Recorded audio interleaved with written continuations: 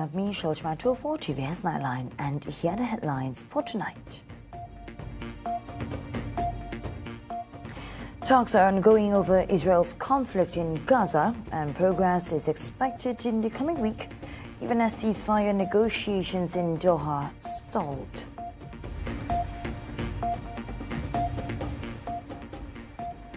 The ringgit opened higher against the US dollar on Monday, lifted by concerns over Washington's plan to impose tariffs on three major trading partners from August 1, 2025. Over the weekend, US President Donald Trump announced plans to impose a 30% tariff on goods from the European Union and Mexico and 35% tariff on Canadian products.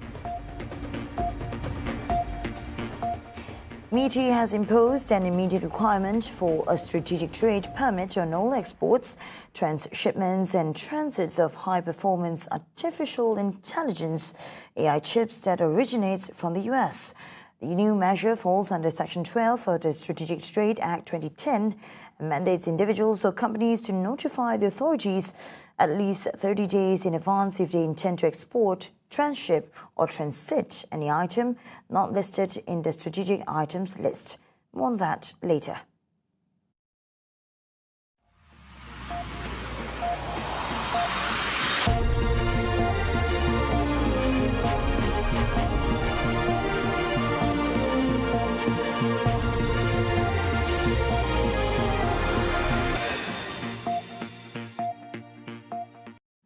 We begin with this news.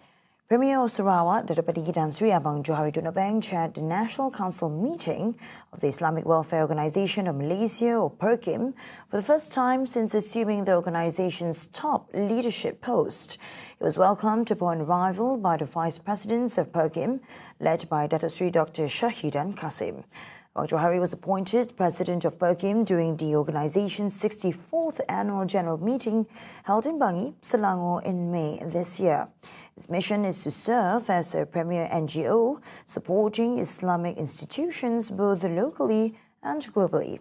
Abang Johari has emphasised the need to strengthen PERKIM's administrative structure while calling for more sustainable, impactful and relevant programs that meet the needs of the modern era. Also present at the meeting were Deputy Minister of Economy, Dato' Hanifah Hajataib, and Deputy Minister in the Sarawak Premier's Department, Coordinator for Regional Development Agencies, DPKU and Islamic Affairs.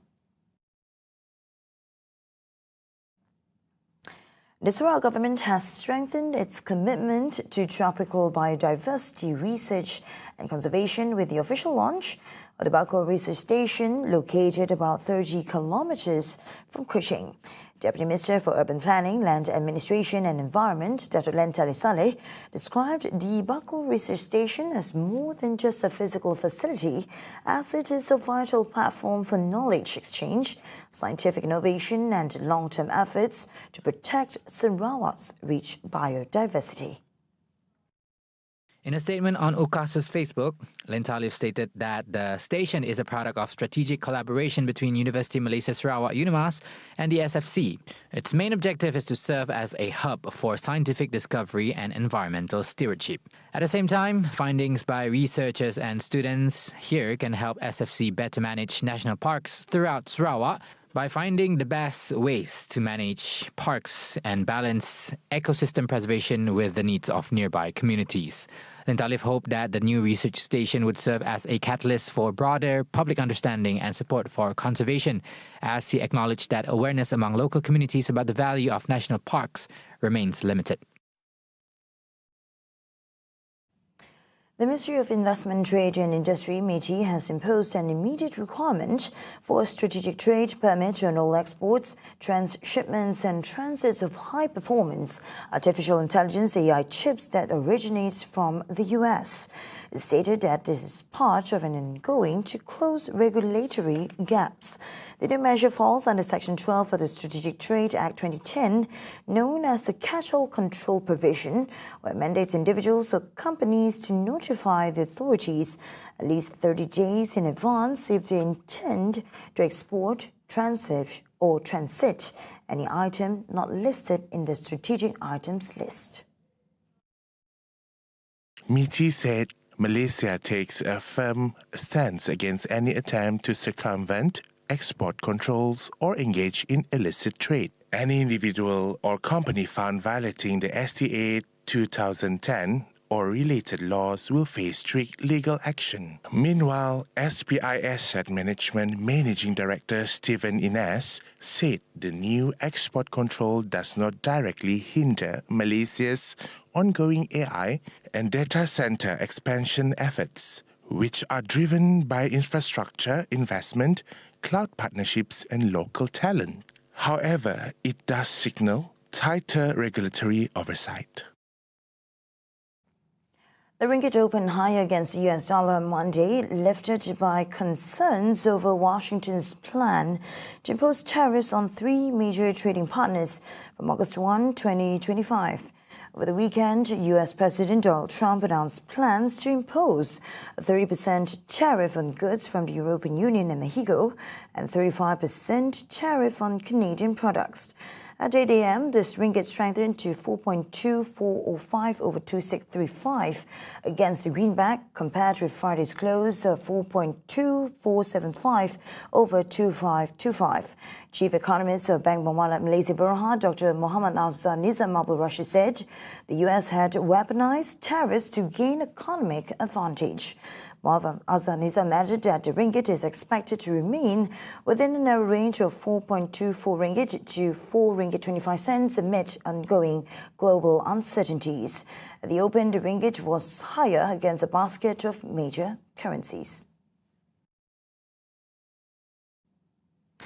Prime Minister Dato Sri Anwar Ibrahim chaired the 146th meeting of Menteri Besar and Chief Ministers in Putrajaya on Monday.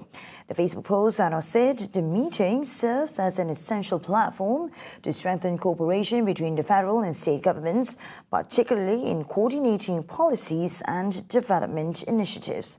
He also added that through this synergy, the government can ensure the smooth, comprehensive and inclusive implementation of the national development agenda for the well-being of the people and the overall progress of Malaysia.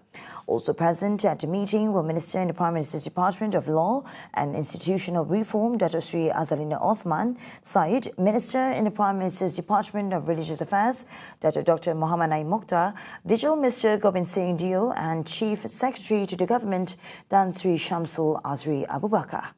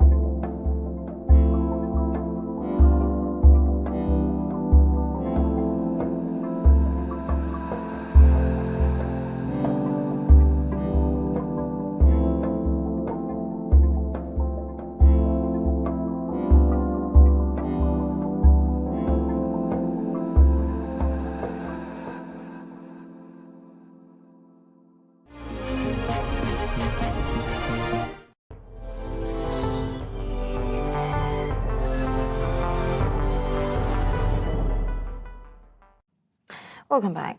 And on to world affairs.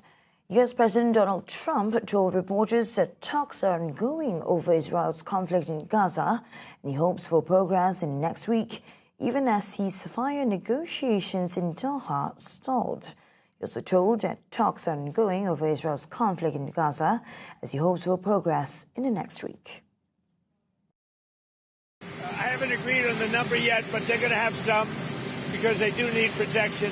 But the European Union is paying for it. We're not paying anything for it, but we will send it. It'll be business for us, and we will send them Patriots, which they desperately need, because Putin really surprised a lot of people. He talks nice, and then he bombs everybody in the evening.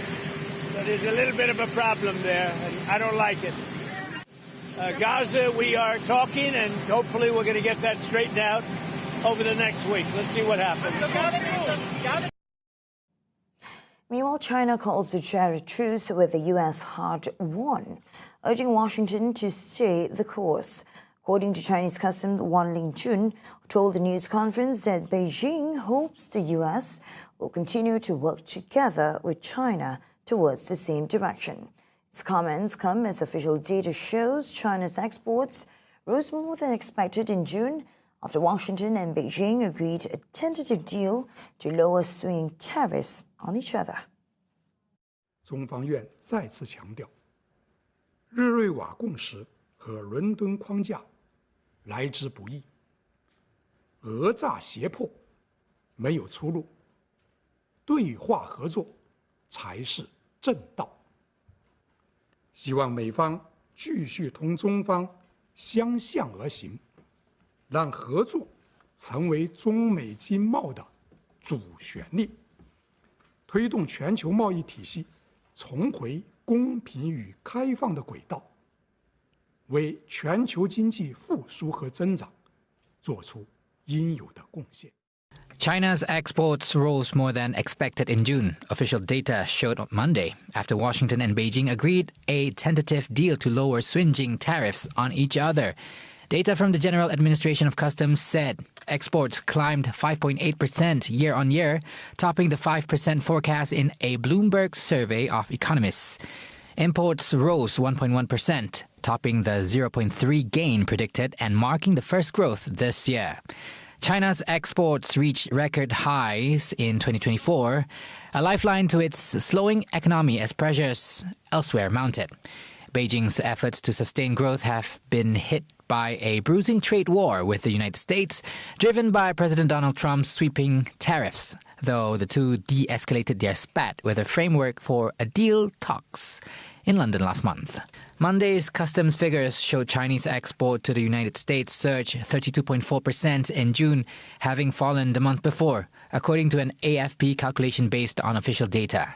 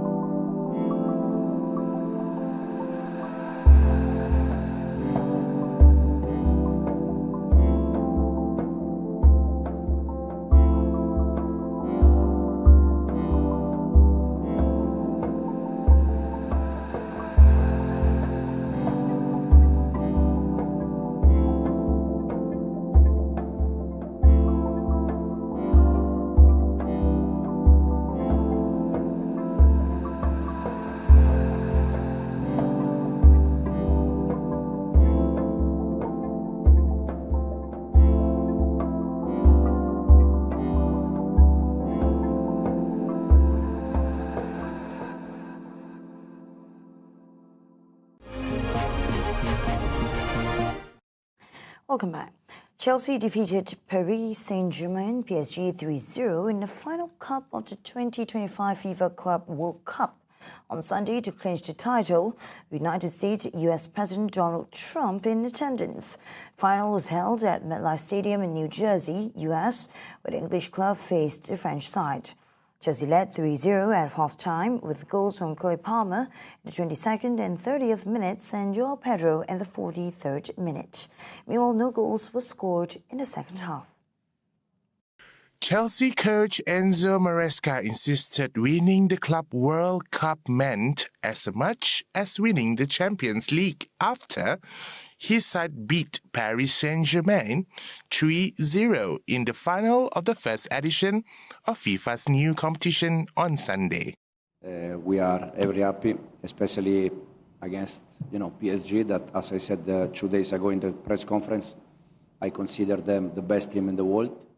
Maresca only took over at Chelsea a year ago, but was previously on the coaching staff under Pep Guardiola at Manchester City when they won the Champions League in 2023.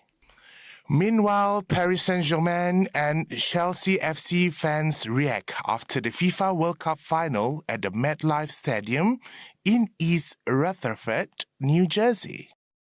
I've been a Chelsea fan since I was a little kid, so I've been growing up watching them, and I'm so excited to see them play here in the U.S., so it was super exciting to see them win. I think Chelsea came out really quick, but PSG is a fantastic team, so I thought it was a really entertaining game for both sides, and I think Cole Palmer was the difference today. And those were the updates on TVS Nightline. I'm Shol Shamato. Thank you for watching and have a good night.